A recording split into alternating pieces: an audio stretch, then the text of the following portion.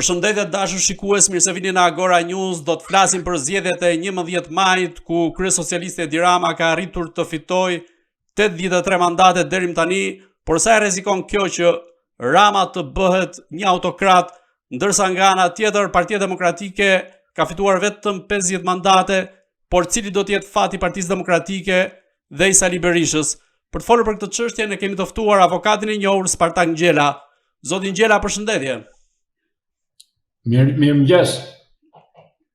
Zoti Ngjela, si e keni parë zgjedhjet e 11 majit dhe a rrezikon që kryeministri Edi Rama të shndrohet në një autokrat, po themi, duke qenë se ka fituar rreth 83 mandate deri më tani? Ja, nuk mund flitet kështu, se atje ka marrë partia, nuk ka marrë ai. Ja ka marrë partia? A kupton? Në kuptimin e pushtetit absolut që mund të ketë në 4 vitet e ardhshme. Dëgjoni ju themi. Ka një rregull në logjik. Në logjikën që mban këtë çështje, humbjen dhe fitimin. I kujt është faji? I Saliut. Mori fund. E të djathtën nuk e ka godit populli, zotri. E ka goditur Saliu. Populli s'pranon Saliu, Saliu duhet iki. Saliu thotë jam unë. Ata s'donin votime, ti e di. U bën 40.000 vota që s'donin votime. Nuk e pranojnë, pseri. Çfarë kërkon të bëj? Është djotët e mija. Është fatkeqësi e madhe, ka qenë fatkeqësi e madhe Saliu që nga 92 deri sot, ta dini. E para nuk luan për Shqipërinë. Se po të luante për Shqipërinë do ishte i kthjellët. Kështu që ata që e mbajnë le ta gëzojnë, çfarë them? Pra ju mendoni nëse Berisha nuk do të ishte në drejtimin e Partisë Demokratike, sot Partia Demokratike mund të kishte shanse që mund të kishte fituar këto zgjedhje? 100% fitonte. Gjithë regresi është se s'pranojnë Saliun. Ore zotri, më vjen shumë keq. E djathta në Shqipëri ka qenë parti pro-amerikane. Dini ju këtë apo? Po Saliu është non grata në Amerikë. Ma tregoti, ditë ma shpegosh se ç'është ky kontradikcion? Kjo kontradikt? Edhe njëherë. Këtu. Qa më bëllon atë çerçe? Edhe njëherë. Saliu është i djathtë, zotëri, e djathta është pro-amerikane. Saliu është non grata në Amerikë. E kush do ta zgjidhë këtë krizë? Mos e zgjidhin letërinë. Po si është e mundur që nuk arriti dot të fitoj pikë as duke pasur strategun Lasivita nga pas që ka qenë pjesë e fushatës së Trumpit dhe kontratën që realizoi prej 6 milion dollarësh në Shtetet e Bashkuara të Amerikës. Po se pranon shqiptarë, që të bëj? A jeni në vetën, si jeni në vetën? Ku ka vota Saliu këtuara?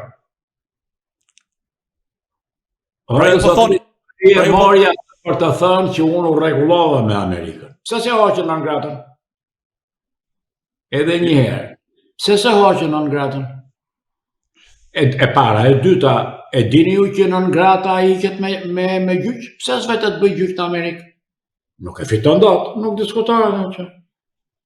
Në ngrata iket vetëm me proces gjyqësor, zotri. Ky pse nuk vajtet bënte proces gjyqësor në Washington? Vajti në Francë kë. E marrë ata Pordeska që hodhën poshtë. Ku ka kishte fuqi Franca të rëzoj atë sistemin juridik amerikan. Po dalë që? Pa problemin që ndronë, që Saliu duhet ikte, që të lejon të djathtën të vinte në pushtet. Letëri. Po nga ana tjetër, a nuk ju duket pak shumë kontradiktore që kryeministri Edi Rama ka marrë një shumicë të tillë votash, pra Partia Socialiste në këtë rast, ndërkohë që prej ardhjes së tij në pushtet gjysmën e qeverisë ka në burg dhe është përballur me skandal pas skandali, njëra pas tjetrës, duhet thënë. Çfarë ka votoj populli? Ti tani do vësh pikpyetje për shoqërinë shqiptare, me këtë që pyet ti. Nuk akuzon njeri, akuzon popullin shqiptar. Po ta e votuan. Zotëri, keni parasysh një gjë se si në komunizëm. Pavarësisht që të prekur janë nga komunizmi këtu për fajsinë. Fajsia është individuale, zotëri, nuk është kolektive. Është personale për akuzor, s'është kolektive. E akuzuan do ikin në burg, ka marrë fund dhe që. Çfarë i duhet kjo? Let vetë marri pa fajsinë gjykat. Por ama e ka marrë Spaku, dhe Spaku nuk e drejtojmë ne. Qofse ju se dini, po ja u them unë, atëherë drejtojmë ndërkombëtarët, nuk e drejtojmë ne Spaku. Tjetër, kishit. Nga ana tjetër, Berisha ka paralajmëruar protestë më 16 maj, teksa do të mbahet takimi i liderëve në samitin e komunitetit evropian. A mendoni se Berisha po kërkon një alibi teksa ka deklaruar se zgjedhjet u manipuluan? Po çdo të thotë të deklarosh, po të vjedhin shtëpinë, duhet të provosh që të kanë hyrë në shtëpi, ore. Çdo të thotë më vollën, ku i ka provat? Dëgjoni tani të them. Në qoftë se nuk keni kuptuar që keni një njeri që ka shkatruar Shqipërinë, është faji juaj, jo faji. Ai është anti-shqiptar. Po tani e morët veshje. Pse zgjasti muhabetin për Saliun, ke pyetje të tjera? Po jo, po diskutojmë cili do të jetë fati Partisë Demokratike në këtë rast, duke qenë se ju thatë që Demokratike zotëri duhet të ndrojë kryetarin, se ndryshe nuk vjen kurrë do të mbështet. Po çfarë pret Partinë Demokratike në këtë rast? Do duhet që të riorganizohet apo mendoni se mund të shkojë drejt një shkërmoqje totale? Po të vazhdoj kështu me Saliun, natyrisht që do dëmtohet vazhdimisht. Edhe një herë, mërë zotri, e djata shqiptare këtu që ta dini, Partia Demokratike, ka dalë si parti pro-amerikane, e mbani mend ju këtë? Tani kjo parti që ishte me Amerikën këtu, se të majtët jo, të majtët kanë qenë nga e majta. është në grata në Amerikë, duhet ikë, që s'ja në vetë. Sikën ja, shkatroj të djatën, ka marrë funda e që. Tjetër, kishë djetë. Nga ana tjetër, a rrezikon që kryeministri Edi Rama të shndrohet, po themi, në një autokrat sa i takon pushtetit absolut që mund të ketë për gjatë 4 vitet e ardhshme, duke qenë se ka marrë rreth 83 mandate? Po pse do kthehet absolut? Ai nuk e zotri. Dale. Bëjni pyetje tamam zotri, se kjo. Duke qenë se ka 12 vite pushteti konsumon.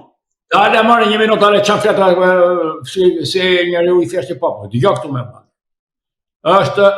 Është sistem juridik parlamenti, çfarë di ti? Votat ja ka dhënë populli, nuk i ka marrë ai votat. Këtu flitet mbasi populli i dha votat, ky ç'do bëj? Do shikojmë se çfarë do bëj. Po votat ja ka dhënë shqiptarët zotri. Këtë nuk e rëzon tot njeri. Dhe kështu flitet për politikë. Nuk flitet e java, pse Zoti java ati. Patjetër, kjo është në parim, por duke qenë se si e kemi parë konkretisht, prandaj po themi. Po konkretisht kur ta shikojmë. Pastaj midis dy të këqijave, Rama është e keq e vogël. E keq e madhe e Saliu, nuk diskutojmë. Në grada në Amerikë. Po të fiton të e keq e madhe, do ishte në keq. Ka fituar e keq e vogël, do të adorojmë. Tjetër, kishit. A mund të vazhdojnë në këtë mënyrë që shoqëria shqiptare të zgjedh në vimësi të keqen më të vogël dhe jo ofertën më të mirë? Jo, po e ndalë me të keqe, s'ka ofertë më e keqe. Si ofertë. Dhe më thënë një hajdut, që më jep më ofertë do votoj për hajdutin, që këto që pjot, a jeni vetës janë vetë. Problemi që ndronë këtu, zotri. E para njëherë do të diskutojmë seriosisht. Votat i ka e majta në Shqipëri, dini jo këtë? Edhe ekspertët kjerën para 4-5 muesh, më thanë, shoqëri e majtë, të diu një shoqëri e majtë. Votat e ka e majta, për të fituar e djata do të ketë lider genial, po pse me Saliun do fitoj e djata? E kam sjellur një herë për dënë pushtete, keni ju, pa vra. E se morën, Ku vjen do të me Saliu në pushtet non grata në Amerikë tani më pse zgjasti këtë muhabet. Do të ikë Saliu asnjë tjetër. Sa të ri Saliu s'ka të djathtë në Shqipëri. Ka kishte ka biseda në më mbaroi këtë temë tjetër. Ndërkohë nga ana tjetër OSB Odiri ka bërë të ditur edhe shkelje që ka pasur në procesin zgjedhor, nisur nga intimidimet ndaj zgjedhësve, por edhe përdorimin e patronazhistëve për të ndikuar tek vota. Ju si mendoni sa ka ndikuar kjo në fitoren e Edi Ramës? Zotri, perëndimi pse flisni kështu me tifozllëk? Jo, s'ka tifozllëk, thjesht për raportit dhe konferencës së mbajtjes OSB Odiri. Ke gjetë objekt të gabuar, me mua nuk fritet me tifozllëk. Po s'ka ka sondazhe, një minutë, do të dëgjosh tjerë. Ka sondazhe. Sondazhet i kanë bërë ndërkombëtarët, ka dalë ndonjëherë përpara PD-ja. Si do fiton në PD-ja me sondazhet? Ata që kanë sondazhe do të dolën. Se do populli, çan këto nonsense kështu majtas djathtas. Nuk i do populli, duhet iki, nuk e do populli Saliun, duhet iki. Le të bëjnë çfarë duan ta mbajnë. Tjetër kishit këtë bisedë mbyllur. Pra ju thoni më shumë se sa një vot për Partinë Socialiste ka qenë një vot kundër për Partinë Demokratike dhe vetë Berishën. Po natyrisht, jo, nuk dolën ata. Jo, ju nuk kanë tikni më sot. Jeni gazetari, po nuk kanë tikni. Kishte 40.000 abstenime nga PD-ja. Nuk dolën në konzjeve. Sa të votonin kundër PD-s, nuk dolën. Po mos dalja në votime është vot kundër, ta dish. Po ata nuk do vinin votonin kundër partisë tyre. Edhe rrezuan Saliun. Do iki Saliu këtu pyet, do iki Saliu apo jo? Nëse sikën Saliu, do t'ja u marri frymën deri në fund. Tjetër kishit. Po si e shpjegoni këtë natyrë të vetë Berishës, i cili po t'i marrim zgjedhjet në VMC, që prej viteve 90 e më pas ka dalë vazhdimisht duke i kontestuar ato dhe duke mos hequr dorë dhe as për t'u larguar nga drejtimi i Partisë Demokratike? Pyet Saliu, mua më thua. Po duke qenë se ju e njihni më nga afër dhe keni qenë bashkëpunëtor i tij. Është i sëmur. Mendja, zotri, delirante, është sëmundje. Ai mendon që është uvejk zbotor, ku duhet të mendon ai? Ai shikon që s'ka vota, ja të shikojmë si do të justifikoj. Mund të vjedhin 40.000 vota? Mi votën do thot dhe si e prova. Mos më merrni, mos më futni mua të ul nivelin e bisedës me një njeri rangall, kupton? Që nuk e do populli. Keshit në një gjë tjetër. Si mendoni, çfarë do të ndodhë në 16 maj dhe si e gjykoni këtë thirrje të Berishës për të protestuar, ndërkohë që në Tiranë do të mbahet samiti i Komunitetit Politik Evropian? Sipas ligjit duhet t'i arrestojnë. Pse? Se është kundër Europës. Europa ka ardhur për të ngritur prestigjin. Saliu t'i thonë ata që drejtojnë, se Saliu nuk është pa drejtuesore. Ju se dini. Drejton anti-shqiptaria Saliu. Ata i kanë thënë prish atë. Të shikojmë, do të arrestojnë. Po ti isha unë do të arrestonja. Si të prishësh ti një simpozium ndërkombëtar që ngret prestigjin e Shqipërisë. Ja anti-shqiptar, nuk diskutar. vetëm një budallasë, kupton. Anti-shqiptarizëm. Po do ta lënë, ku diun. Pra ju mendoni se përveç kontestimit të zgjedhjeve ka dhe një mesazh tjetër që kërkon të jap ndaj vetë Europës? Po natyrisht është kundër tyre. Do t'ju prishi atyre mbledhja. Pse? Që të huli prestigjin e Shqipërisë. Ky është pra, ai është. Po ne e njohim mirë, pastaj neve kemi të dhënat nga perëndimi, kush është. Çfarë se kapse do merrem me këtë? Kisha pyetje tjetër. Si mendoni çfarë do të ndodh me SPAK-un në 4 vitet e ardhshme në raport me këtë qeveri ku Partia Socialiste do të ketë shumicën? A rrezikon drejtësia e re në këtë rast, pra që mund të ketë një formulë të korrigjimit të saj, apo që mund ta përdorë si mash kryeministri Edi Rama për të goditur kundërshtarët e tij? E para punës njerë duhet të pyesin kush e drejton SPAK-un. Jeni mbrapa me informacion, zotri, si televizion, edhe njerë. SPAK-u paguhet dhe drejtohet nga Washingtoni, zotëri.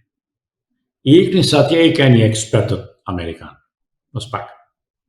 Pas kësaj s'ka më bisedë. Të tjerat janë fantazi, janë kotë. Pra ju mendoni se çfarë do lloj lëvizje që mund të bëj klasa politike kundrejt SPAK-ut, Shtetet Bashkuara të Amerikës mund të veprojnë më njëherë për ta mbrojtur. Po, e ka deklaruar Blinken, SPAK-un e drejtojmë ne dhe do t'i heqim korrupsionin. Presidenti amerikan, ish presidenti amerikan, deklaroi, e mbani mend, SPAK-un e drejtojmë ne dhe e kemi ngritur që të eliminojmë korrupsionin në Shqipëri. Mori fundin. Çdo bëj politika amerikane, nëse ky godet SPAK-un, ato nuk e di, do ta presim. Po nuk e bën dot. Nuk godet se do godet SPAK. Që ta arrestojnë Ramën? Jeni në vetë asë jeni në vetë. Pastaj Rama ka votuar për SPAK-un. Diskutohet dhe. Po të mos donte Partia Socialiste nuk ngrije SPAK-u, zotëri. Do t'jemi realist në bisedë. Edhe ngritën SPAK-un. Tani SPAK-u drejtohet nga ndërkombëtar, nga ekspert ndërkombëtar, nuk shkel ligj, pse të shkel ligj? Që jemi normal fare, ata që kanë futur duar të para e popullit i ikin burg. Sa duhet të mendon? A mendoni se pas këtyre zgjedhjeve SPAK-u mund të godas element të lartë të politikës shqiptare që mund të ketë dyshime për afera korruptive ndaj tyre, por ndërkohë në këtë listë a mund përfshihet edhe kryeministri Edi Rama? Ja ku di unë. Këto janë, kjo zotëri quhet hartim.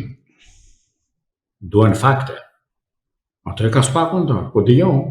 SPAK-u nuk fal askënd. Ta thash kush e drejton, ta thash ekspertët, pa ka fakte do t'i arrestojnë. Nuk më duhet fare më kjo. Ne nuk mund të bëjmë hartime këtu. Unë flas mbi faktet vetëm. Si e shikoni kompozimin e Kuvendit të Ri të Shqipërisë dhe sa do ndikojnë partitë e reja në forcimin e një opozite të re që mund të bëjnë kundrejt kryeministrit Edi Rama? Ja, opozita është e vdekur.